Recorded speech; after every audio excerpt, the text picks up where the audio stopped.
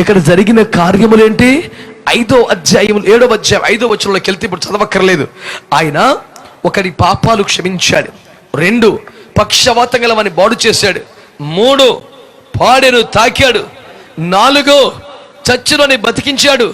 5 తల్లి కన్నీరు తుడిచాడు. స్తోత్రం చెప్పండి. ఇలాంటి చిన్న చిన్న మాటలు మీకు చెప్పాను కదా.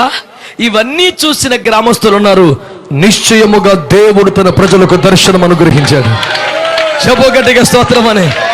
అంటే ఒక పట్టణానికి, ఒక ప్రాంతానికి దేవుడు దర్శనం అనుగ్రహించాడని ఎట్లా తెలవాలట?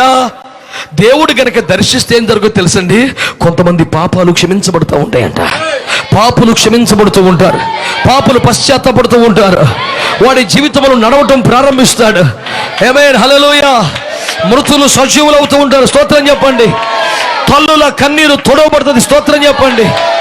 ఇప్పటికే మీకు అర్థమైపోవాలి దేవుని బిడ్డలారా, నా మాట జాగ్రత్తగా వినండి. ఇప్పటికే ఆ తల్లి ఎవరు?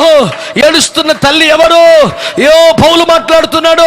తెస్సలోనికీయుల మొదటి పత్రిక 2వ అధ్యాయం 7వ వచనములో, స్తన్యమిచ్చు తల్లి తన సొంత బిడ్డను గారవించున్నట్లుగా మేము మీ మధ్యను సాధులమై ఉంటిమి.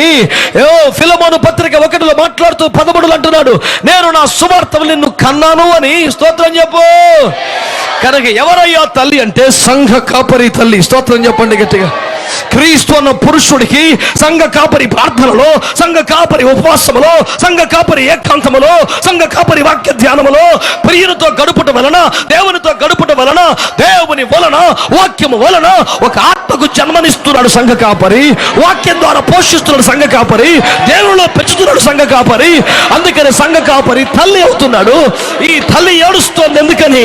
వీడిని కన్నాను గాని వీడు చచ్చిపోయాడయ్యా, వయసుకు వచ్చాడయ్యా, అన్ని వచ్చాడు అనుకునే పాటికి లోకంలో పడిపోతున్నాడయ్యా, ప్రేమలో పడుతున్నాడయ్యా, సినిమాల్లో పడుతున్నాడయ్యా, డబ్బులో పడుతున్నాడయ్యా.